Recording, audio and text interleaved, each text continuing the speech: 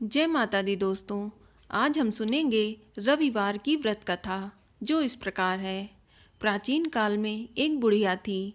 वह नियमित रूप से रविवार का व्रत करती थी। रविवार के दिन सूर्योदय से पूर्व उठकर बुढ़िया स्नान आदि से निवृत्त होकर आंगन को गोबर से लीप कर स्वच्छ करती। तदोपरांत सूर्य भगवान की पूजा करती तथा कथा सुनकर सूर्य भगवान को भोग लगाकर दिन में एक ही समय भोजन करती थी। इसी तरह रविवार का व्रत करती थी। सूर्य भगवान की कृपा से बुढ़िया को किसी प्रकार की कोई भी चिंता व कष्ट नहीं था। उसका घर धन धान्य से भरा हुआ था। उस बुढ़िया को सुखी देखकर उसकी पड़ोसन उससे बहुत जलती थी।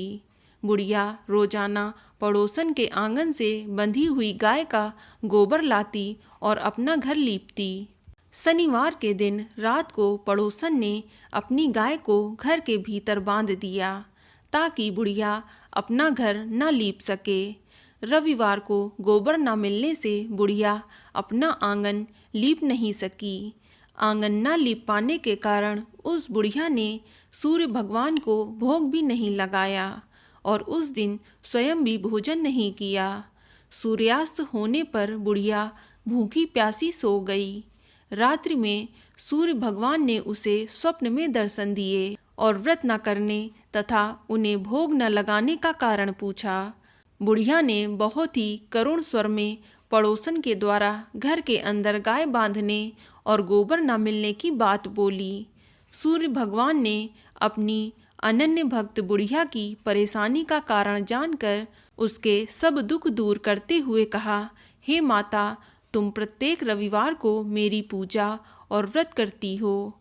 मैं तुमसे अति प्रसन्न हूँ और तुम्हें ऐसी गाय प्रदान करता हूँ जो तुम्हारे घर आंगन को धन और धान्य से भर देगी। तुम्हारी सभी मनोकामनाएं पूरी होंगी। स्वप्न में उस बुढ़िया को ऐसा वरदान देकर सूर्य भगवान अंतर्ध्यान हो गए। प्रातःकाल सूर्योदय से पूर्व उस बुढ़िया की आंख खुली तो वह अपने घर के आंगन में सुंदर गाय और बछड़ी को देखकर हैरान हो गई। गाय को आंगन में बांधकर उसने जल्दी से उसे चारा लाकर खिलाया। पड़ोसन ने उस बुढ़िया के आंगन में बंधी हुई सुंदर गाय और बछड़े को देखा तो वह उससे और भी अधिक जलने लगी। तभी गाय ने सोने का गोबर किया।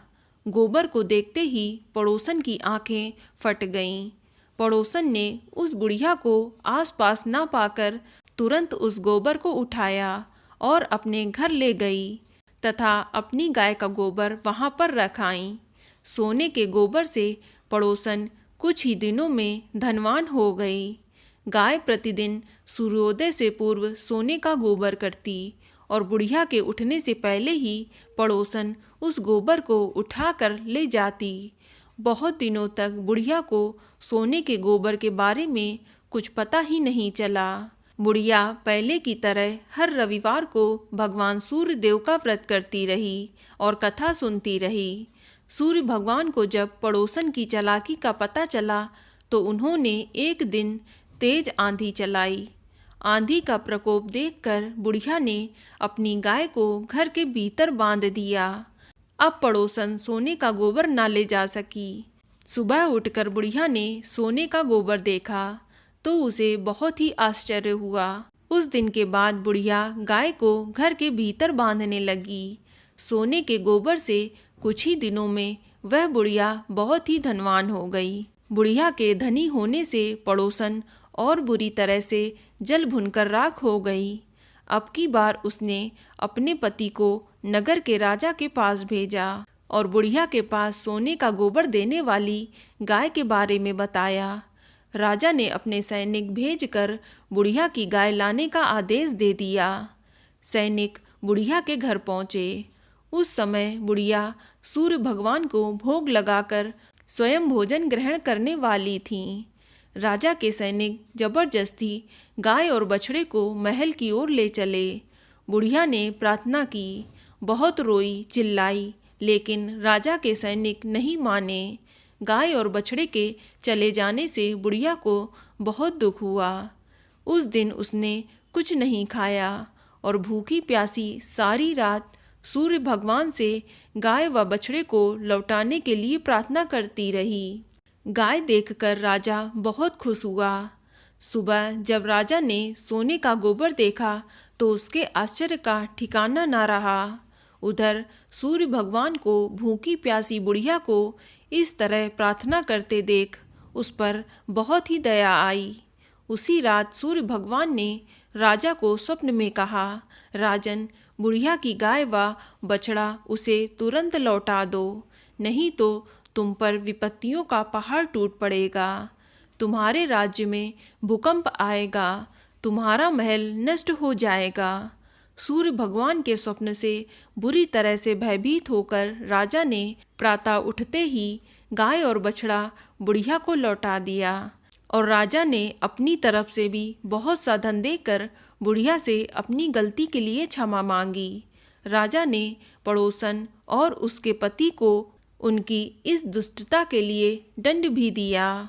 इसके बाद राजा ने राज्य में घोषणा करवाई कि सभी स्त्री पुरुष रविवार का व्रत करें। जनता ने भी ऐसा ही किया। रविवार का व्रत करने से सभी लोगों के घर धन और धान्य से भर गए। चारों ओर खुशहाली छा गई। सभी लोगों के शारीरिक कष्ट दूर हो गए। निसंतान स्त्रियों की गोद भर गई। राज्य में सभी स्त्री पुरुष सुखी जीवन यापन करने लगे। तो बोलो सूर्य भगवान की जय। तो दोस्तों, ये जानकारी आपको अच्छी लगी तो कमेंट में जय माता दी जरूर लिखें और अगर आपका कोई सवाल हो तो उसे कमेंट बॉक्स में अवश्य पूछ लें और इस वीडियो को लाइक करें, शेयर करें और साथ ही साथ चैनल को सब्सक्राइब करें। धन्यवाद।